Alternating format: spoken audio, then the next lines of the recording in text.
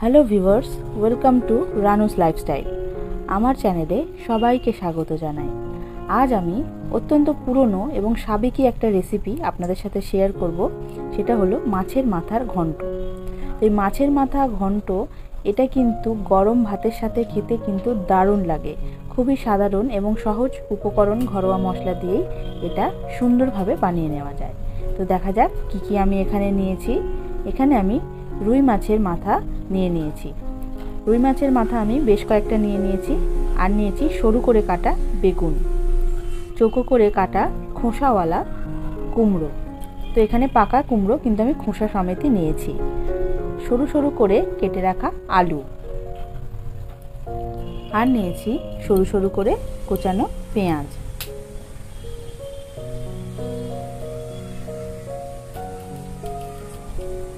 নিয়ে নিয়েছি চেরা কাঁচা লঙ্কা। এবার মশলার দিকে যাব। তো মশলার জন্য আমি এখানে নিয়ে নিয়েছি নুন, যেটা খুবই সাধারণ সব তরকারিতেই লাগে, হলুদ। আর নিয়ে নিয়েছি লঙ্কা গুঁড়ো 2 চামচ। নিয়ে নিয়েছি সামান্য একটু 5 ফোড়ন। এবার কয়েক কোয়া রসুন এবং 1 টুকরো আদা আমি বেটে নেব। তো এবার রান্নায় যাওয়া যাক। আমি এখানে কড়াইতে সর্ষের তেল দিয়ে দিয়েছি। তেল গরম আমি হতে দেব এবং তেলটা গরম হয়ে গেলে কিন্তু আমি মাছের মাথাগুলোকে ভেজে নেব। তো মাছের মাথাগুলো ভাজার সময় খেয়াল রাখতে হবে, একটু সাবধানে ভাজতে হবে, কারণ এটাতে একটু গরম তেল ছিটকে কিন্তু আসতে পারে। তো সাবধানে ভাজতে হবে। তো এক পিঠ হয়ে গেলে আমি অন্য পিঠটা উল্টে দেব। এভাবেই কিন্তু আমি ভালো করে মাছের মাথাগুলোকে তেলের মধ্যে ভেজে নেব এবং ভাজা হয়ে গেলে তুলে নেব। এইভাবে আমি বেশ কয়েকটি মাথা ভেজে তুলে নিয়েছি। মাছ ভাজার যে তেলটা ছিল সেই তেলের মধ্যেই আমি এবার লো ফ্লেমে গ্যাসটা করে দিয়ে দিলাম 5 ফোড়ন। 5 ফোড়নটা একটু ফুটে গেলে দিয়ে দেব কুচিয়ে রাখা পেঁয়াজগুলো। পেঁয়াজগুলো দিয়ে আমি ভালোভাবে নাড়াচাড়া করে নেব।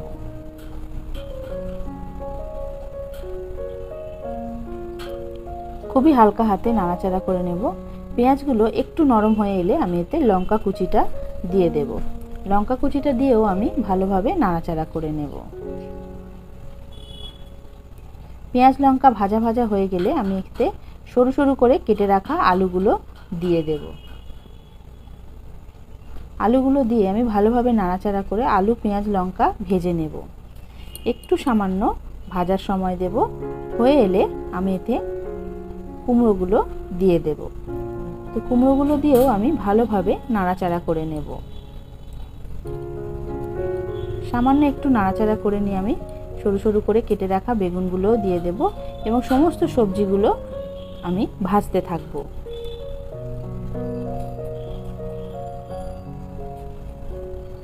বেগুন এই সবজিগুলো ভাজার সময় এবার আমি এতে দিয়ে দেব যে হলুদ আমি রেখেছিলাম, সেই 2 চামচ হলুদ আমি এতে দিয়ে দিলাম।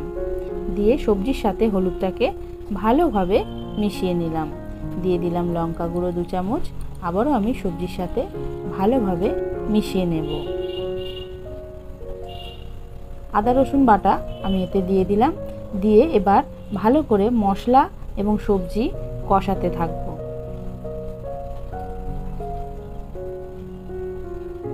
পরিমাণ মতো নুন দিয়ে আমি এবার এটাকে ভালোভাবে কষিয়ে নেব এবং মশলা থেকে যতক্ষণ না সুন্দর একটা ভাজা গন্ধ বেরোচ্ছে ততক্ষণ পর্যন্ত কিন্তু কষাতে হবে। তো মশলা মোটামুটি কষানো হয়ে গেছে। এবার আমি মাছের মাথা দুটোকে দিয়ে দিলাম। আমি প্রথমেই 2টো মাছের মাথা দিলাম, দিয়ে ভালোভাবে একটু নাড়াচাড়ার সুবিধার্থে অল্প অল্প করে দিলাম। দিয়ে একটু জল দিয়ে দিলাম। দিয়ে মশলার সাথে আমি মাছের মাথাগুলোকে ভালোভাবে মিশিয়ে নিলাম।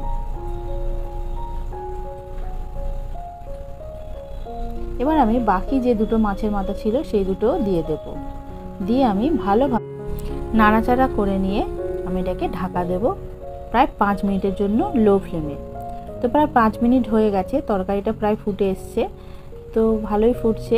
আমি এবার আরেকটু নাড়াচাড়া করে এপিট ওপিট উল্টো দিক করে নেড়ে দেব।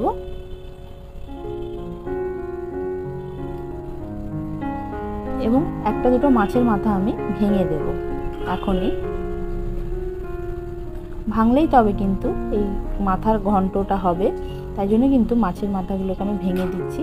আলুটা দেখলাম আলুটা সামান্য একটু বাকি আছে সেদ্ধ হতে। তো আমি মাছের মাথাগুলোকে ভেঙে দিলাম, দিয়ে আমি আবারও 5 মিনিটের জন্য ঢাকা দেবো একেবারে লো ফ্লেমে। তো 5 মিনিট পর যখন ঢাকনাটা সরালাম এরকম দেখতে লাগছিল, আমি আবারও ভালোভাবে নাড়াচাড়া করে নিলাম। সামান্য একটু ফোটার সময় দেব।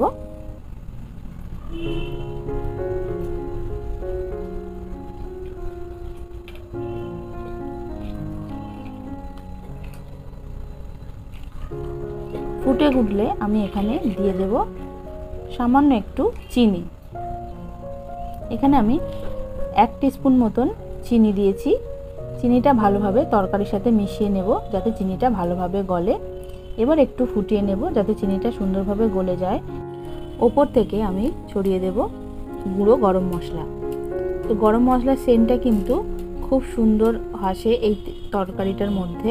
তো আপনারা অবশ্যই গরম মশলাটাকে দেবেন, এবং যারা গরম মশলা পছন্দ করেন না তারা স্কিপ করে যাবেন। তো ভালোভাবে গরম মশলাটার সাথে মিশিয়ে নিয়ে আমি এটাকে ভালোভাবে নাড়াচাড়া করে নেব।